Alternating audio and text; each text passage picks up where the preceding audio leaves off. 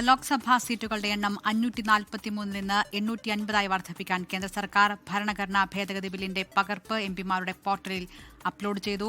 സംസ്ഥാനങ്ങളിലെ സീറ്റുകൾ 815ഉം കേന്ദ്രഭരണ പ്രദേശങ്ങളിലെ സീറ്റുകൾ 35ഉമായി ഉയർത്താനാണ് ബിൽ ലക്ഷ്യമിടുന്നത്. അർജുൻ പീതാംബരൻ ഡൽഹിയിൽ വിവരങ്ങളുമായി ചേരുകയാണ്. അർജുൻ, സീറ്റുകളുടെ എണ്ണം വർദ്ധിപ്പിക്കുക, അതിനുശേഷം വനിതകളുടെ സംവരണം നടപ്പിലാക്കുക, ഇതാണ് കേന്ദ്ര സർക്കാർ ലക്ഷ്യമിടുന്നത്.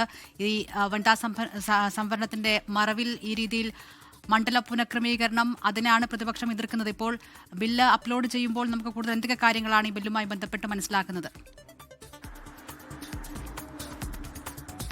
ജില്ല ഏപ്രിൽ 16 ആരംഭിക്കുന്ന പ്രത്യേക പാർലമെന്റ് സമ്മേളനത്തിൽ മണ്ഡല പുനർനിർണയത്തിന് വേണ്ടിയിട്ടുള്ള ബില്ലും അതുപോലെ വനിതാ സംവരണ ഭേദഗതിക്ക് വേണ്ടിയിട്ടുള്ള ബില്ലുകളും അവതരിപ്പിക്കും കേന്ദ്ര സർക്കാർ. അതിലൂടെ സുപ്രധാനമായിട്ടുള്ള തീരുമാനത്തിലേക്കാണ് കേന്ദ്ര സർക്കാർ പോകുന്നത്.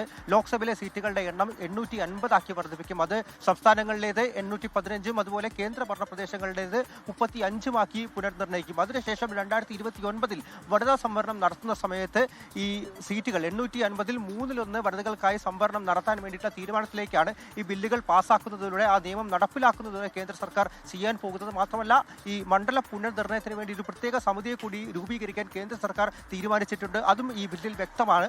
ഒരു സുപ്രീം കോടതി ജഡ്ജി, അതുപോലെ തന്നെ മുഖ്യ തിരഞ്ഞെടുപ്പ് കമ്മീഷണർ, അതല്ലെങ്കിൽ അദ്ദേഹം നിർദ്ദേശിക്കുന്ന വ്യക്തി, അതുപോലെ ഓരോ സംസ്ഥാനങ്ങളിലെയും മുഖ്യ തിരഞ്ഞെടുപ്പ് ഓഫീസർമാർ എന്നിവർ അടങ്ങുന്നതായിരിക്കും ഈ ഒരു സമിതി എന്ന് പറയുന്നത്. അവരുടെ നടപടികൾ പൂർത്തിയായി കഴിഞ്ഞാൽ ഉടൻ തന്നെ വനിതാ സംവരണം നടപ്പിലാക്കുമെന്നുള്ളതാണ്. ഈ ഒരു നീക്കത്തിനാണ് എന്തായാലും ദില്ല സൂചിപ്പിച്ച പോലെ തന്നെ ഇപ്പോൾ പ്രതിപക്ഷം എതിർക്കുന്നതും.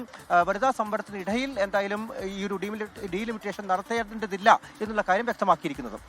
ശരി, അർജുൻ പീതാംബരൻ ഡൽഹിയിൽ നിന്ന് വിവരങ്ങൾ നൽകിയത്.